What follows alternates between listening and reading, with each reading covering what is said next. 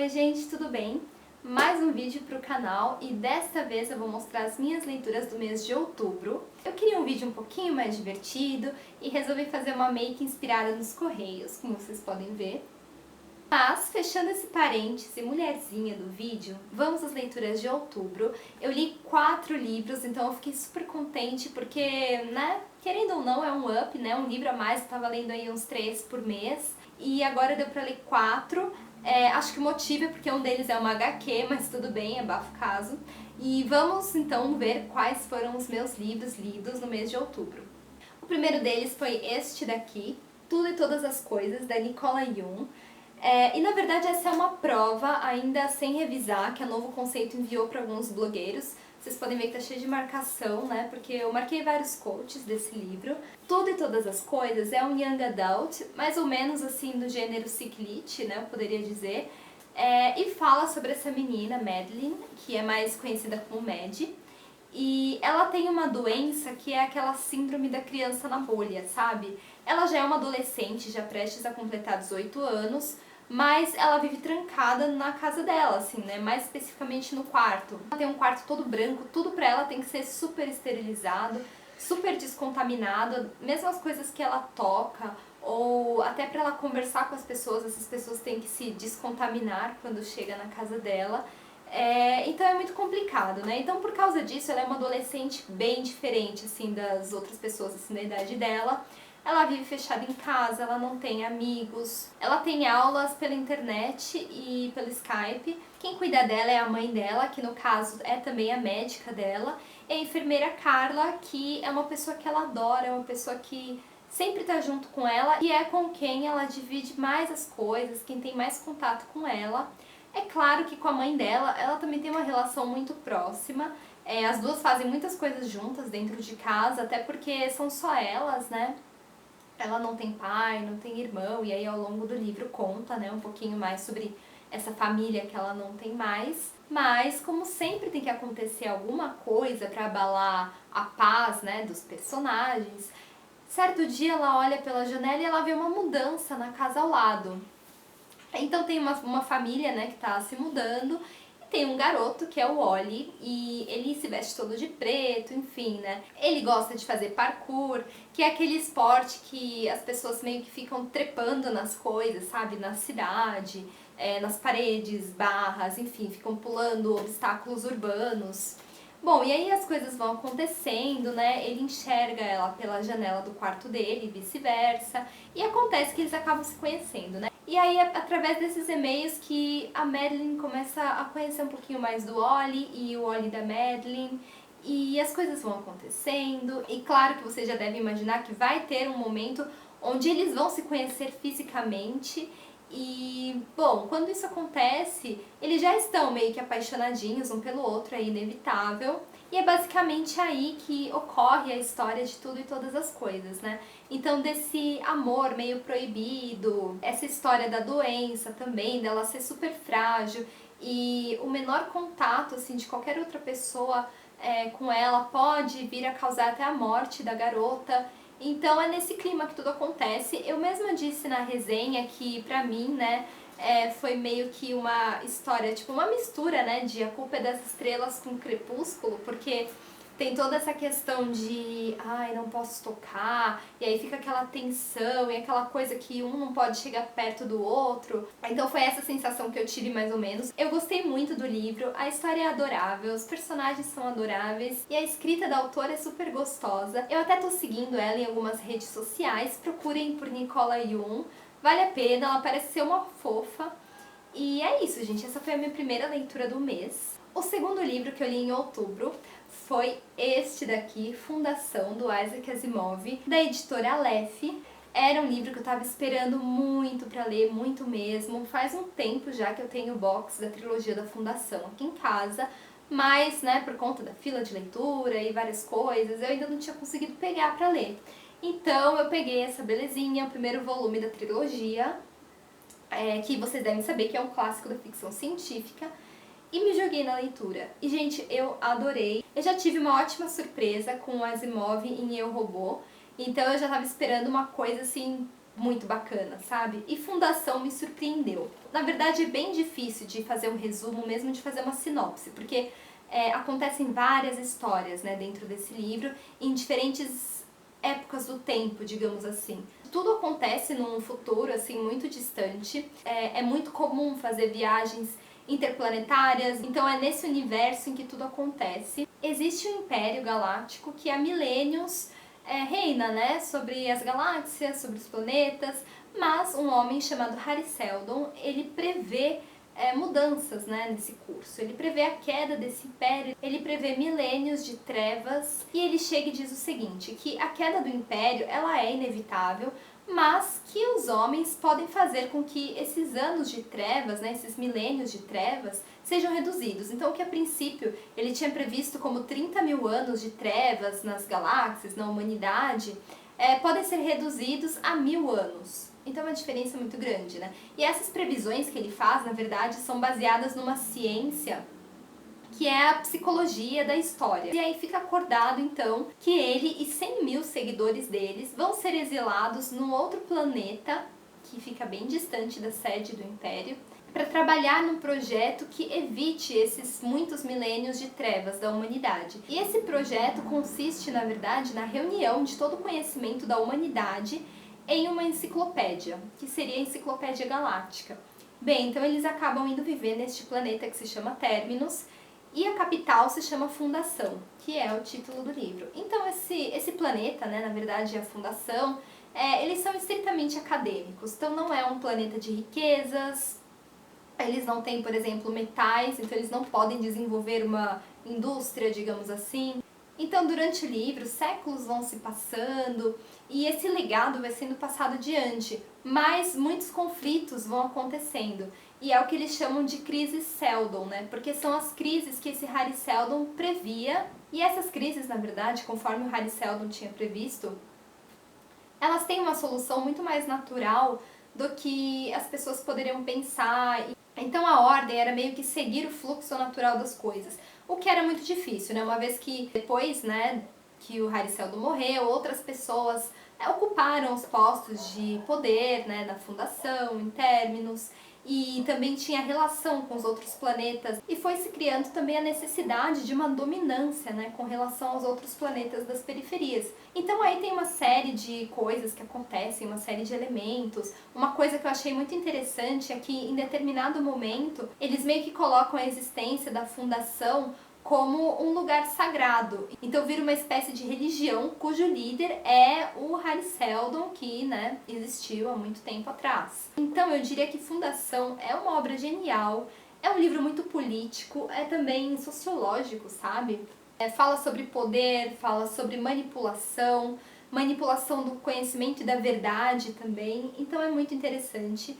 Eu mal posso esperar para ler os outros 2 volumes da trilogia e também para ler as continuações, porque essa trilogia teve alguns outros livros continuando. Eu só não li em seguida para dar um tempo mesmo, né, assim, entre um livro e outro. Tinha outros livros também que eu tinha que ler da minha fila de leitura, mas estou super ansiosa para ler os próximos. E eu fiquei ainda mais fã do Isaac Asimov, porque conceber uma história dessas é coisa pra gênio, sabe, na minha opinião. E eu sei que essa trilogia tem, assim, milhares de fãs no mundo todo desde sempre.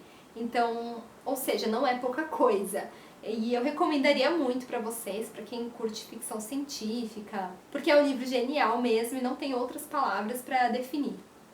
Bem, depois de ler Fundação, eu li um livro que foi de uma parceria com uma autora nacional, e o nome dela é Miriam Mambrini, e o livro é esse aqui, A Bela Helena, da editora Sete Letras. Eu gosto muito dessa capa também, ela tem alguma coisa meio de antiga, sabe? Tem tudo a ver com a história. E a história, na verdade, é de uma mulher que se chama Thalita. Ela está prestes a completar 60 anos, bem na virada do milênio, né? Ali no ano 2000 e tal. E ela vai rememorando a história dela, né? É uma senhora que ela já mora sozinha, ela não tem mais marido. Então ela vai revivendo assim a vida dela, né? Ela decide escrever meio que um diário, né? Escrever sobre a vida dela, e ela passa por muitas coisas, né? Ela não teve a presença do pai dela durante a infância, Foi um pai que nunca se preocupou muito com a existência dela. A mãe dela mesma era uma pessoa meio egoísta, sabe? Então, em determinado momento, deixou ela morando com os avós paternos, que nem sabiam da existência da menina, pra mãe dela viver a vida, sabe, do jeito dela. Até porque as condições financeiras não eram boas. Então, no pensamento dessa mãe, era preciso encontrar um marido, né, que tivesse dinheiro, então ela poderia viver novamente com a filha e dar melhores condições financeiras, mas ela não tinha levado em conta também a parte emocional da coisa, né, da menina que precisa ficar com a mãe, né, e não ser deixada em outra casa, enfim. Então a infância da Thalita, na verdade, foi meio dura nesse sentido, mas ela criou uma ligação muito forte com os avós, especialmente com a avó.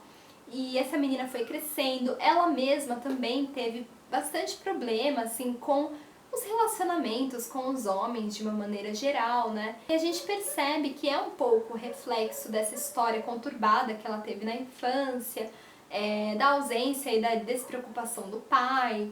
E aí, em algum momento da vida dela, né, quando ela ainda é criança, ela conhece esse homem, o Laerte, e ele passa a fazer parte da vida dela sempre à espreita, sabe? Então ele é aquela pessoa que ele some, mas que ele aparece em vários momentos da vida dela, é uma pessoa com quem ela tem uma ligação muito forte. Eles são amantes, mas eles não são aqueles amantes fixos, sabe? De viver uma vida juntos, mas sempre que eles se encontram acontece alguma coisa. Então a vida da Thalita é pontuada, assim, por esses acontecimentos, né? Às vezes inesperados, é uma coisa que acontece que vai sacudir a vida dela toda. Ela sofre muito também durante a vida, principalmente por causa do filho. E tudo isso, na verdade, se passa no Rio de Janeiro, né? Na segunda metade do século XX. Então, os cenários de tudo que acontece aqui é Copacabana, Tijuca, é muito interessante isso também, um ponto que eu gostei do livro. Sem falar que eu gostei muito da escrita da Miriam Ambrini, eu nunca tinha lido nada dela, eu nem conhecia a autora e foi uma grata surpresa, na verdade. Eu gostei muito de ter lido esse livro. A princípio, vocês podem imaginar, tá bom, é a história de uma mulher comum, que sofre. Sim, é isso. Mas a autora conta de uma maneira até um pouco poética isso tudo. E ainda assim acessível, sabe? É um livro bastante fácil de ler, mas muito bonito, sabe? E é uma história realmente de sofrimento, mas faz a gente pensar um pouco, né, nessa questão da vida mesmo, da juventude, como ela passa rápido, das coisas que a gente precisa reter, das outras coisas que a gente precisa abandonar ao longo do caminho. Então foi uma leitura muito relevante. E por último, no mês de outubro, eu li um livro fantástico, que foi este daqui, O Perfura-Neve, do Jacques Lob, Jean-Marc Rochette e Benjamin Legrand, e da editora Aleph. Na verdade, você já deve ter ouvido falar, porque essa HQ, que é um clássico da ficção científica, inspirou o Expresso do Amanhã. E essa edição, na verdade, vem com os 3 volumes que compõem essa história. Então, o primeiro volume deles é O Perfura-Neve, que dá título ao livro, depois vem O Explorador e, por último, A Travessia. Então, é um universo distópico, a Terra passou por uma catástrofe, então tudo ficou congelado, não existe mais nada, não é nem possível viver na Terra mesmo, né? Porque as temperaturas estão ali nos 80 e poucos negativos. E o que restou da humanidade fica dentro de um trem que segue em movimento contínuo, cruzando a Terra. E esse trem é o que eles chamam de Perfura-Neve. Então, dentro desse trem, tem tudo o que sobrou da humanidade. Eles tentam sobreviver lá de alguma maneira. E como a gente já poderia imaginar, dentro desse trem, a sociedade ela se recria da maneira como era do lado de fora, né? Então, sempre tem as pessoas marginalizadas da sociedade, as pessoas mais elitizadas. Tem muito interesse, muita política, segregação, inclusive a presença de uma crença, né? Uma religião. Então, essa parte marginalizada da sociedade fica nos vagões dos fundos e conforme vai avançando, vai ficando as pessoas mais elitizadas mesmo. Então, as 3 histórias, né, que compõem este volume, elas tratam disso mesmo, né? Dentro deste universo de pessoas que de repente se rebelam, sabe? Que ou fogem dos seus vagões de origem e vão desbravando outros vagões, tentando entender o porquê daquilo ou mudar a situação de alguma forma, que não se conformam com a maneira como aquilo está. Claro que tudo isso sempre tem alguma coisa por trás, né? Então, interesses, também tem muita manipulação de informação, é a verdade que a maioria da população desconhece. Tem uma série de coisas, também é um livro que fala muito sobre sociologia mesmo, sobre política. Ele tem uma pegada assim meio 1984, coisa que eu adoro, e eu preciso mostrar pra vocês como ele é por dentro, porque é muito bonito. E ele é um livro pesado também, né? Essa edição, é bem pesadinha, tanto é que eu nem consigo levar pra ler em algum lugar, tem que ler só dentro de casa. Então é tudo meio que em tons de cinza, branco, preto.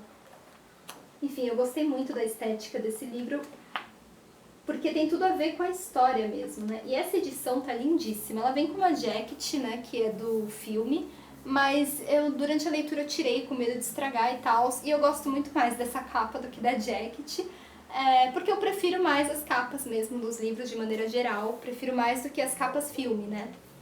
E uma coisa também bacana dessa edição é que ela vem um pós-fácil, e nesse pós-fácil vem uma série de ilustrações que o Rochette, no caso, fez para várias exposições que teve com o lançamento do filme. Inclusive algumas até baseadas mais no filme, né, do que no próprio livro.